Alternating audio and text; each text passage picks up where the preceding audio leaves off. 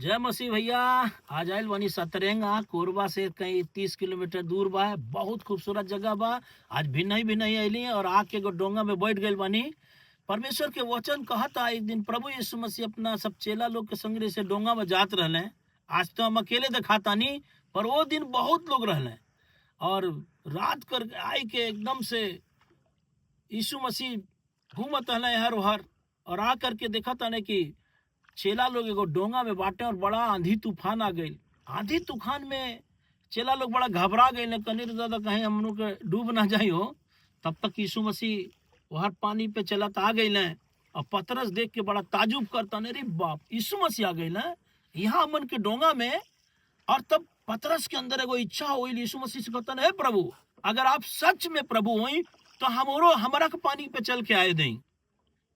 पहले तो देख के डरा गई, कहले अरे बाप कहीं भूत पिचास तो ना हो दादा आ गेल पानी पर। लेकिन यीशु मसीह कहले पतरस चिंता ना करा, हम हो कि यीशु।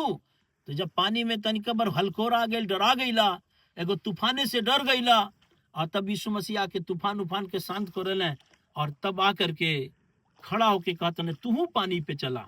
पतरस कहने अरे बाप हम इतना गढ़ू बाटी, पानी में गोड़ धरब तो डूब के मर जाब। यीशु मसीह कहले चिंता ना करा, चला तो।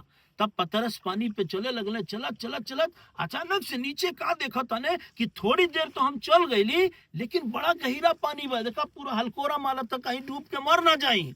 आ तब लगले डूबे वो, और जैसे डूबे लगले चिल्ला के कहता ना यीशु हमारा के बचा ले। और तब यीशु अपन हाथ बढ़ाकर पतरस के पकड़ लेने, कहे हे पतरस हम तुम्हें डूबे ना दे। भैया आज हमें डोंगा बैठल बानी, आपके सिर्फ एक संदेश देतानी, अगर आप यीशु मसीह की आवाज सुनल जाए ना तो आप कैसन भी खराब परिस्थिति में रही, अगर सिर्फ एक बार के पुकार ले और उनके आवाज पे विश्वास कर ले तो आपके डूबे ना दी हैं।